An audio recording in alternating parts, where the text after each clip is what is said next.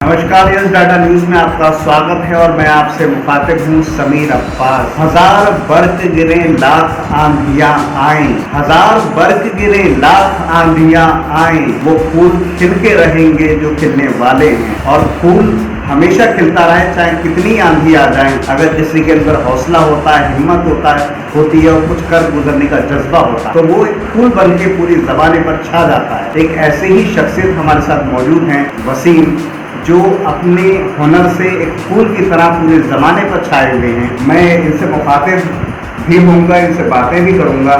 सबसे पहले आप अपना तारुफ देते हुए, अपना इंट्रोडक्शन देते हुए ये बताइए कि आपने कहाँ तक पढ़ाई की, कौन कौन सब्जेक्ट में आपने मास्टर किया और किस तरह की आपका जो पूरी जो पढ़ाई जो अगर हम शुरू से ले लें तमाम दूसरी। मेरा नाम वसीम है, मैं कस्बा सेफा का रहने वाला हूँ और मेरी एजुकेशन मैंने MA English, MA education, MA history, MA economics, MA Urdu complete किया है।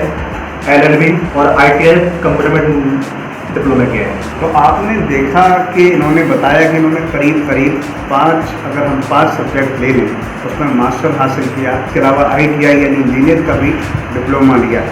बचपन से जो जब इनकी पैदाइश हुई तो इनके साथ प्रॉब्लम ये आई कि इनके जो पैर हैं और उस हाथ में वो जो वर्क करना चाहिए था उस तरह से नहीं किया और वक्त के साथ साथ प्रॉब्लम बढ़ती गई। मेरा सवाल आपसे ये है कि आपको ये जो हौसला, आपने 5 सब्जेक्टों में एमए किया इतनी परेशानी के बावजूद, वो हौसला आपको, ये हौसला जैसे लोग कहते हैं कि अगर हमारे अंदर कोई कमी होती है तो हमें उस कमी को अपनी कमजोरी नहीं बनाना। मैंने ये अपने परिवार से सीखा, अपनी माँ से, कि हमें जो हमारी जो भी कमजोरी है हमें अपनी उस कमजोरी को ताकत बनाना चाहिए और हमारी जो कमजोरी होती है जब ताकत बन के हमारे सामने उभर कर आती है तो हमारी सारी समस्या खुद ब खुद खत्म होती है। और रही बात कि अगर किसी आदमी के अंदर कोई कमी होती है या कोई डिसेबिलिटी होती है उसके अंदर, तो उस डिसेबिलिटी पर निराश या दुख नहीं होना चाहिए और उसका यूज़ हमें इस तरह ईमानदारी और मेहनत का करना चाहिए। तो इन्होंने कहा कि अल्लाह और ईश्वर अगर हमसे कुछ लेता है तो उसके बदले में बहुत कुछ हमें देता है। बचपन में इनका जब जन्म हुआ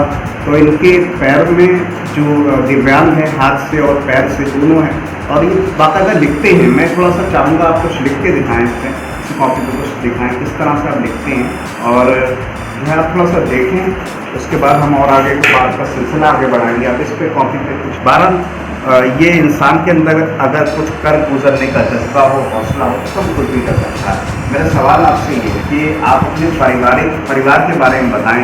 आपके फादर क्या करते हैं, परिवार की स्थिति कैसी है और परिवार ने किस तरह से आपको मोटिवेट किया? मैं एक मध्यम वर्ग से बिलोंग करता हूँ और मेरे परिवार की स्थिति है वो ज़्यादा हाईफाई अच्छी नहीं है। हम 6 भाई बहन हैं। अकेले अगर देखा जाए तो मेरे पापा ही परिवार में सब कुछ करने वाले हैं, लेकिन अब हम सब लोग भाई बहन बड़े हो चुके हैं। 6 बच्चों का पालन पोषण करना, उनकी परवरिश करना एक बहुत बड़ी जिम्मेदारी होती है और एक बहुत अच्छी पूंजी की ज़रूरत होती है। लेकिन जिस प्रकार से हम लोगों ने हालात से या अपने आप से का सामना किया उसमें दिक्कतें तो आई, लेकिन हमने उन समस्याओं को अपने ऊपर खुद पर हावी नहीं होने दिया, बल्कि उन समस्याओं का समाधान करने का।